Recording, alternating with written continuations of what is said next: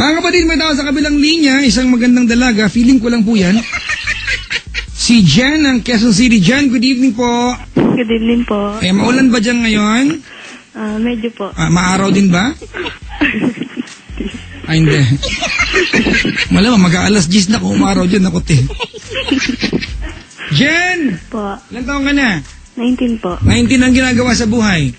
Nag-work po. Anong trabaho mo? Sa printing press po. Printing press? Saan yan? Printing press. Saan, sa Recto?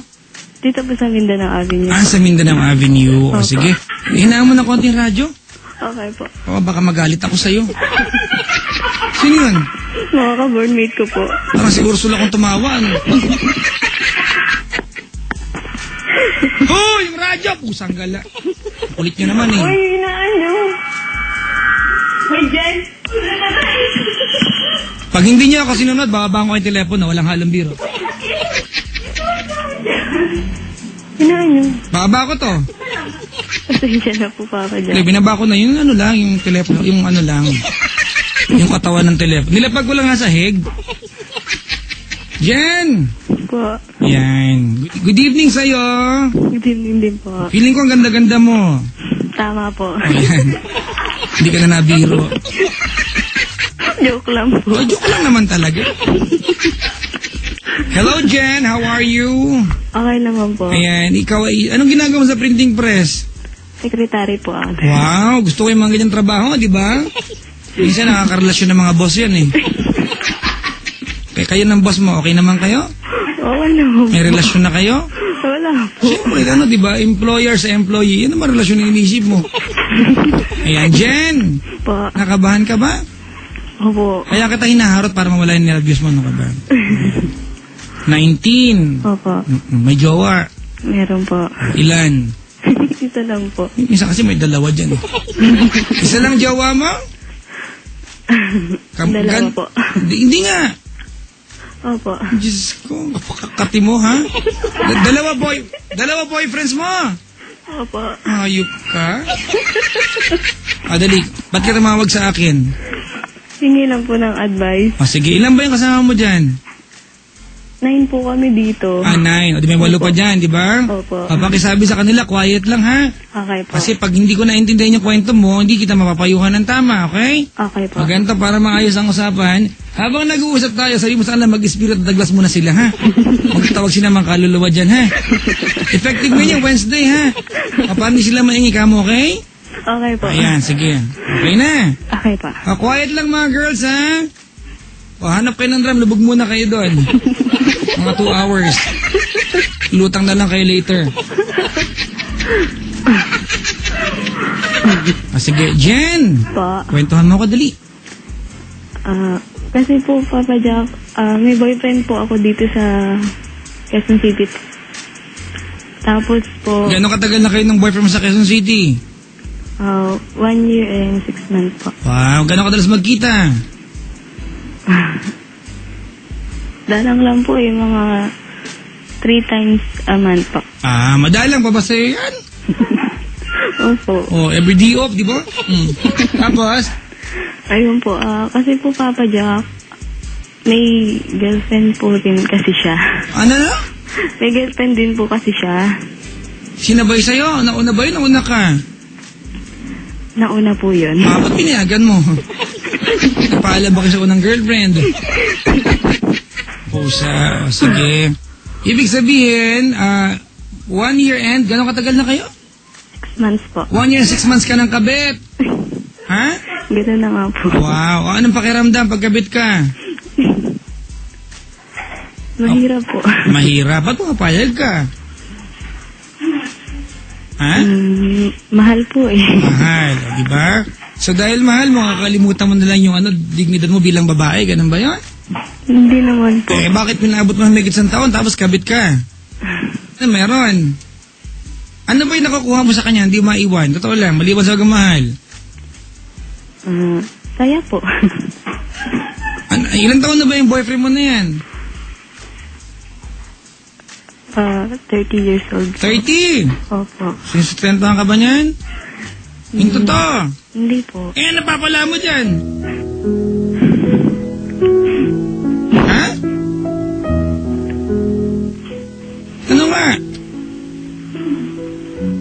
Masaya lang po kapag kasama ko po siya. Ganon. So, ganon lang yun. Pag kasama mo siya, masaya ka. Pag hindi na kayo magkasama, torture na kasi niisip mo baka nagkikembela sa lang girlfriend niya, di ba? Tama. Ganon yun, di ba? Opo. So, okay lang ba sa'yo na maging pangalawa ka habang buhay? Hindi Kung hindi po. mo umpisa makipaghiwalay, kailan pa? Alam mo, Jen? Ha? It's a crime na pumayag tayo na maging option tayo ng isang tao. Diba? It's a crime na yung taong ginagawa ang priority, number 1 sa puso mo, gagawin ka lang, kasama sa pamimilian niya. Krimen yan sa ating mga sarili. It's a crime sa ating mga sarili na masanay tayong nasasaktan. Kasi if we get used to pain, we will never want to be a better person. Okay? Okay po. Page 25 yan, binasa ko lang din. Joke lang yun. Diba? Opo. Kasi po, Papa Jack, Hmm.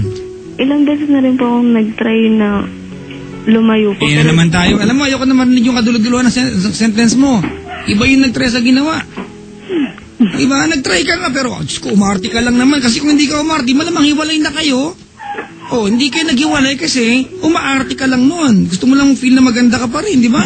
Habul-habulin ka niya, tama?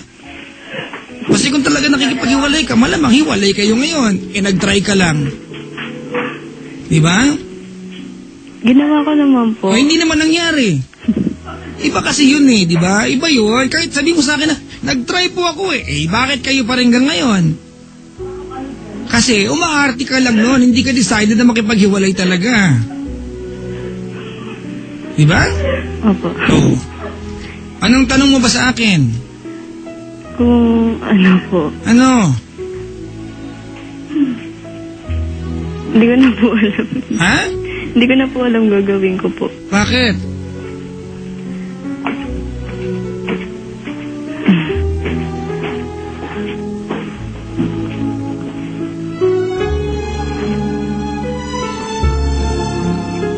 Ano nga? Ano po ba dapat ko pong gawin? Ano dapat, di ba? At some point, nakakainis kasi ginawa niya sa'yo yan. Pero maiintindihan mo sa isang banda kasi pumapayag ka naman, Jen. May mga bagay-bagay, Jen, na mali sa umpisa, papangatawanan mo hanggang maging tama. Kung magiging tama, alright? Opo. It's been a year, more than a year. Nagiging tama na ba? Naging tama na ba? Hindi kasi, pinabayaan mo siya. Binigyan mo na lisensyang saktan ka niya. Sanayin ka niya na maging pangalawa. Huwag magreklamo. Di ba? Na hanggang doon lang ang pwede niya ibigay sa'yo. Fair ba yun sa'yo bilang isang girlfriend? Bilang isang babae? Ha? Hindi po. Ikaw sabihin mo sa akin.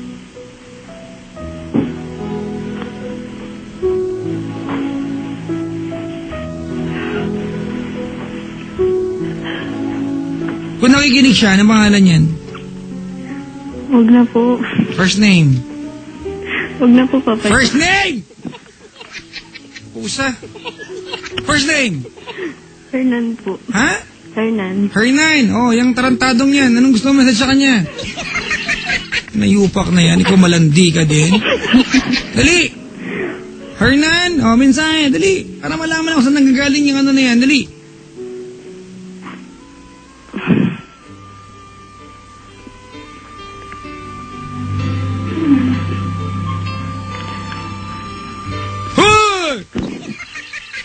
Papa Jack, kinakabahan ako. Anong gusto mo sabihin sa kanya? Kaya na kayo nakita na lalaki yan? Nung Sunday po. Nung Sunday. May nangyari sa inyo? Wala po. Ito sa'yo rin pala ka.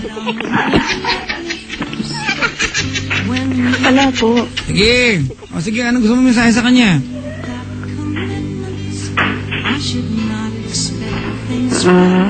Herna, anong tawagan nyo? Be po. Ha? Be.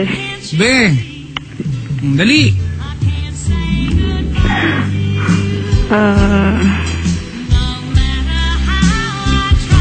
Hindi ko po alam sasabihin ko, Papa Jack. Magpapaalam ka sa kanya ngayon. Dali. Pipuwersahin na kita, ha? Pipuwersahin na kita.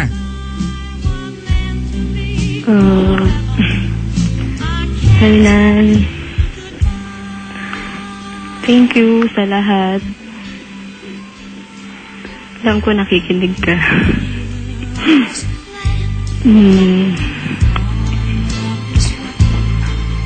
Sinabi ko sa'yo kung ano may maging advice ni Papa Jack, susundin ko.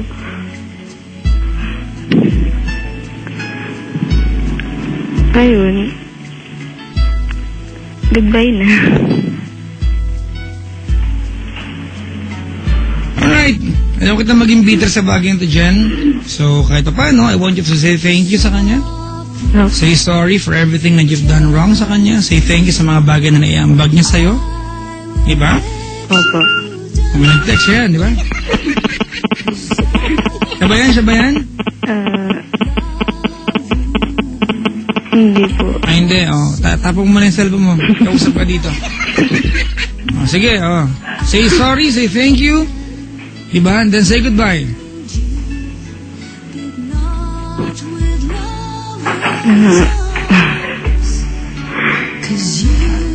Sorry kung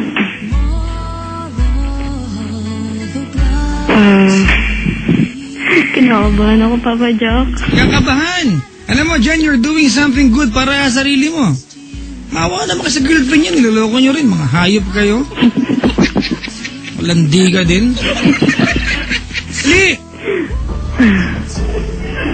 Ayun na po yun. Alam nyo, nakakapit ko na part. Sabi kayo nasabi ng mga lalaki manloloko. Eh, may mga babae malanding kagaya mo eh. Tabla-tabla na lang. Usang gala. Ha? Papayag kayo magpapaloko at sabi nyo manloloko mga... Wala rin malanding ganyan. Kagaya malandi ka. Wala rin lalaking manyak. Diba? Magpapatarantado kayo sa mga lalaki. Magrereklamo kayo. Malandi ka din. Diba? Gina, paalam ka na. Gulat na si Lala Banderas, oh. Mula ng chicks niya. Abot ng lips niya sa ears. Dali.